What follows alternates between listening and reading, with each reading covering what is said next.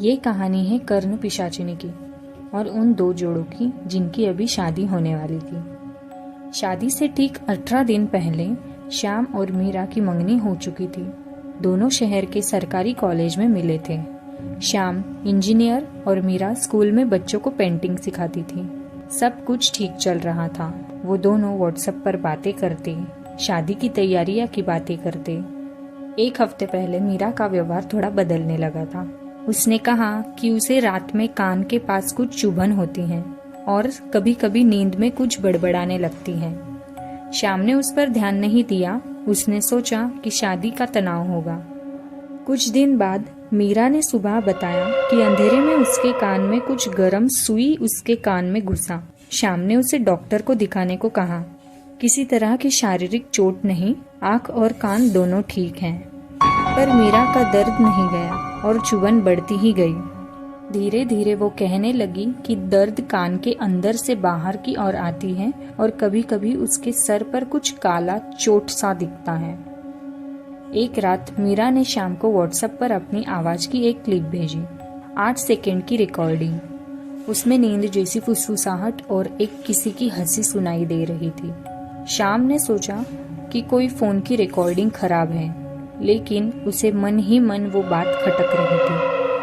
आने वाले दिनों में मीरा को चोट लगना अक्सर होने लगा। वो अक्सर काम करते हुए अचानक चौंक जाती, हाथ में पानी गिरा लेती, तो कभी खाना हाथ से फिसल जाता।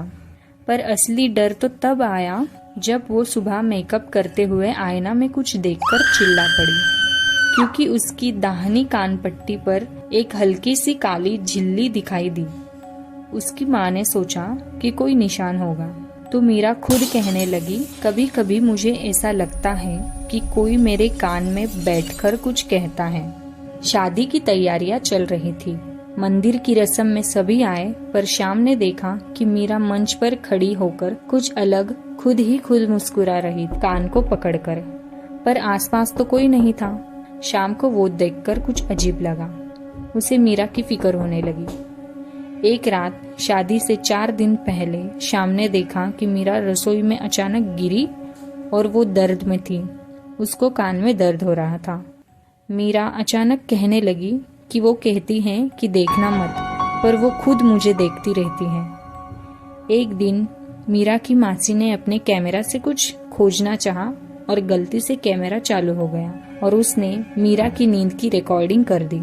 सुबह जब सबने वो रिकॉर्डिंग देखा तो सब सुन रह गए। उस फुटेज में था कि मीरा नींद में किसी से बातें कर रही हैं और उसके कान के पास एक काला साया दिख रहा था। मीरा के बारे में बातें अब फैलने लगी थी। श्याम के रिश्तेदारों ने तो ये भी कहा कि रिश्ता तोड़ देते हैं, पर श्याम ने ठान लिया था कि वो मीरा को इस हालत में छोड़कर नहीं जाएगा। श्याम ने मीरा की नानी की पुरानी तिजोरी खोली। वहाँ एक पुराना पेज मिला और उस पर कुछ लिखा था, कर्णविद पिशाचिनी, और नीचे लिखा था कान का घर। नानी ने बताया कि ये पन्ना उसके परदादी का था और ये कर्ण पिशाचिनी संबंध साधना की है। श्याम ने एक पंडित से ये सब पूछा तो पंडित ने बिना हिचकिचाहट से कहा कि ये कर्ण पिशाचिनी है और वो कान में बसी है। उसे निकालना आसान नहीं। पंडित ने कुछ उपाय बताए, पर एक रात अचानक मीरा चिल्लाई और कहने लगी कि मैं अब ये और नहीं सह सकती। श्याम ने मीरा के कान पर हल्दी लगाई। उससे दर्द थोड़ा ठीक हुआ। श्याम अभी बहुत डर गया था। उसने तभी पंडित को ये सब बताया और पंडित ने कहा कि माना कि अनुष्ठान अगली आरती की रात संभव है, और पंडित ने ये भी कहा कि इससे ठीक करने के लिए एक बलिदान चाहिए। तुम्हारे घर में से एक व्यक्ति का कान मंदिर पर लाके रखे। श्याम ने डरकर पूछा, क्या कान? पंडित ने कहा कि कर्ण ने ये मांगा है। तब श्याम ने अपने कान की बलिदान दी। वो परिवार को किसी तरह की चोट नहीं दे सकता, इसीलिए उसने खुद अपने कान की बलिदान दिया। और उसी वक्त कर्ण पिशाचिनी की एक झलक श्याम को दिखी और वो कहने लगी कि ये अभी यहाँ खत्म नहीं हुआ, और वो ये बोलकर गायब हो गई। उनकी शादी हो गई, पर मीरा को अब भी उसके कान के पास कुछ दर्द होता है।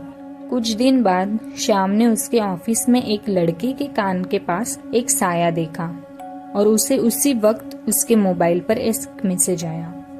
श्याम को कुछ समझ नहीं आया। श्याम ने सोचा कि ये शायद एक इत्तेफाक है।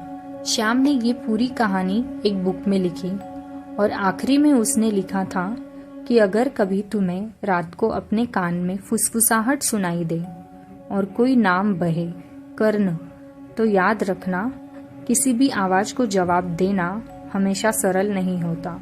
वहाँ चुप्पी का भी अपना महत्व होता है। अगर आपको वीडियोस पसंद आई होगी तो प्लीज़ लाइक, शेयर, सब्सक्राइब करिए हमारे चैनल श्रापित दास्ता को।